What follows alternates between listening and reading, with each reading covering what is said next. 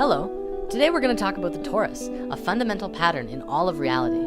I have a friend here with me as well who's going to help share this with you. His name is Christopher Love. Hi, I'm Chris, also known as Yana. Today, I will be helping my angelic friend Patch to expound the wisdom of love and spirituality in relation to the toroid. Let's get down to it. The torus is a very fundamental part of nature.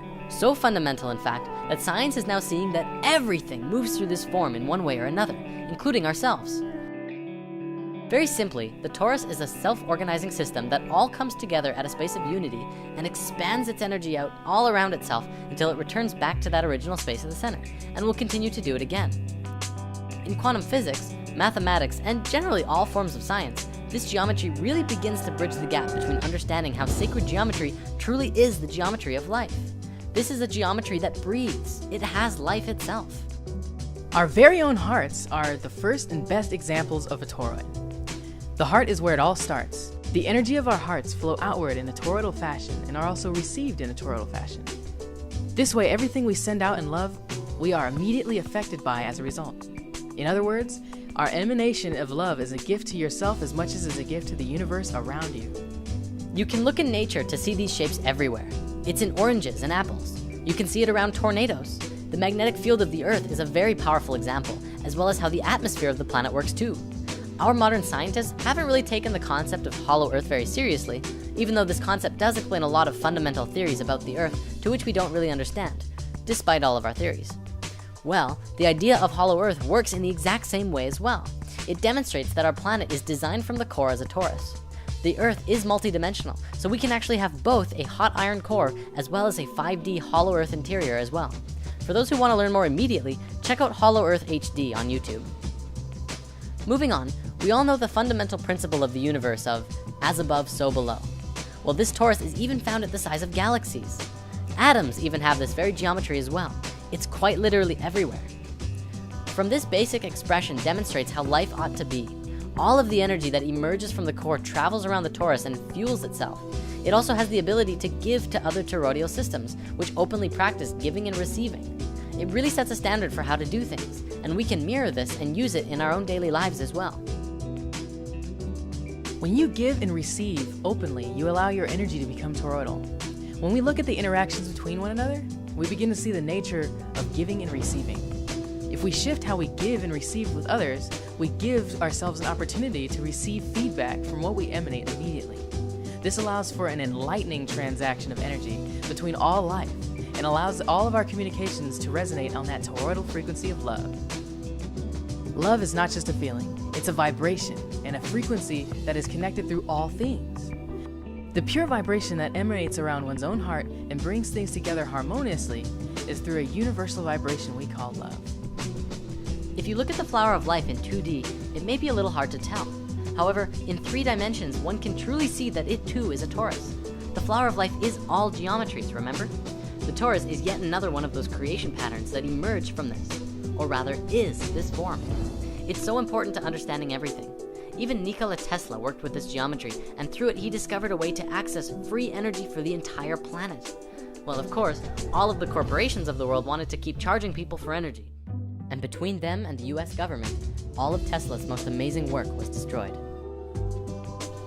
In lesson 15, we talked a bit about this before, and now we can go deeper into it. The Institute of Heart Math, as well as Stanford University, among others, have now scientifically demonstrated that around the physical heart of your body, you have 2 toroidal fields, one inside the other, which are connected to the sacred space and the tiny space within the heart. Greg Braden has done a lot of work in explaining this to the modern world as well, and Drunvalo Melchizedek has put a lot of focus into teaching that this is some of the most important information regarding physical ascension. This is part of the understanding that is truly bridging the gaps between science and spirituality. China is doing some really amazing things. They have hospitals that are completely dedicated to the work of prana and energy, rather than the physical body of patients. In one experiment in a Chinese hospital, we see how the science of mantra is used to remove the cancer tumor of a woman in just 2.5 minutes. A mantra is a sacred sound or chant that acts as an energetic formula for prayer or meditation. Mantras allow for us to connect to our source and emanate an audible frequency that focuses our mind to the sound and thus inwardly back to the source. When chanting from the heart, these doctors allowed themselves to focus on the reality that this woman was already being healed. In this, it allowed for the mind to bypass the normal confines of reality, as its intention toroidally flowed in and out of the source of which reality emanates itself. For everyone who has been skeptical of the idea of self-healing through intention, this video is proof that it's not just a plausible idea, but it's very, very real. We need only understand why it works and how it works. To come from a skeptical place and try, you will only see skeptical results. To come from a pure and true space, anything is possible.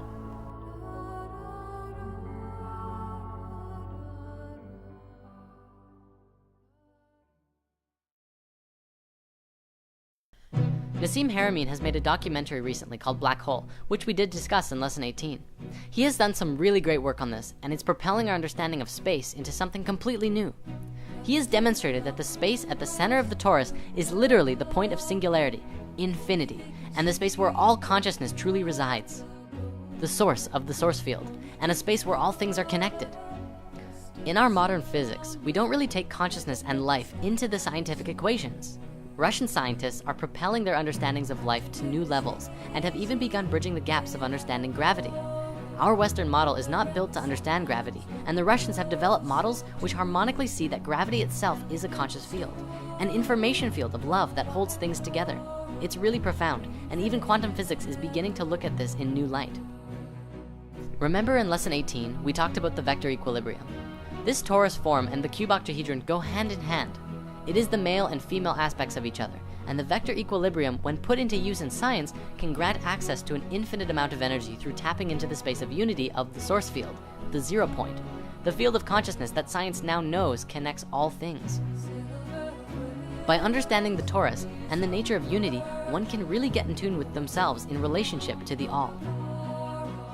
Let's also remember that considering our universe itself and everything within it is a reflection of this toroidal pattern, we can free our minds from the perspective that anything is separate, even as a void of a black hole contains the existence of everything supposedly outside of it. This is reflected in the psychic nature of those who in meditation dive into the void of consciousness, and those also who reach a state of Godhead awareness that includes all life in unity and love. The one is all, and the all is one. In the torus, the point of singularity, whatever consciousness is present, is the purest representation of the whole.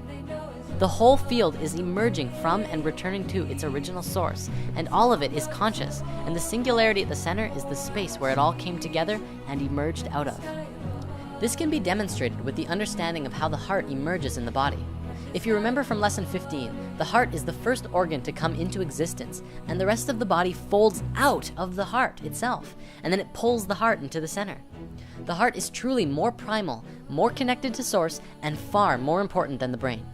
The heart is the space of love, and love of all is what will get you back into the heart and out of your brain.